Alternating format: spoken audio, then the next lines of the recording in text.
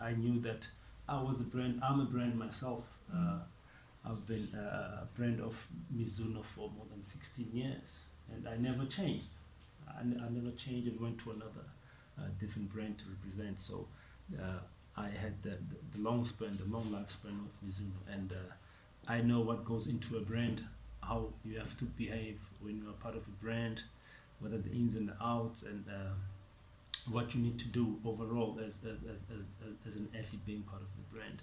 And it's quite similar with this initiative that I started the agency on how the brand has to be with the communities and how the communities have to be with the brand in order for the brand to succeed within the communities, in order for the communities to grow with a particular brand that they've known or a new brand that they want to get used to. You must be able to know what is it that you can interlink between the community and the brand so that it becomes successful.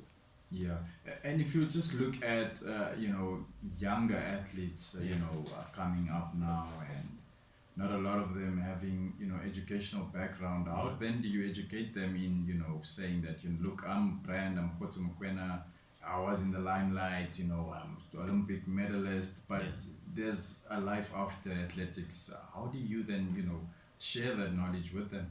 Yeah, so it's not always the easiest thing, Most top athletes think that just because they perform so well and they're able to just link that to motivating other people to become or motivating them to find something that they can do or to become inspired.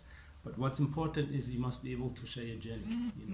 Not everyone has finished varsity, or not everyone has had a chance to be at the varsity and finish their career, their educational career, especially with most top athletes, where they had to choose whether they're going to study or they're going to be at the top, finish at the top with Olympic medals, African record, national record, and then go back to study, or just study and try to link the two while you're being the athlete and being an academic specialist, and try to perform in both ways. It's not always easy, but it's possible. But one has to be able to share with others, to say, look, it's possible. You just have to find something that inspires you first, and from there work with that. I mean, I had to find something that inspires me. I mean, I've tried so many different things in the past few years, but eventually I found something that actually aligns with me of being a brand and working with brands, and that's an alignment.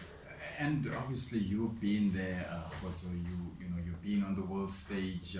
You mentioned there that you can either choose to be it at the end when you medal and you leave it there, and not think beyond that. And I'm sure you've seen athletes before you and were probably struggling right now, or in the limelight before.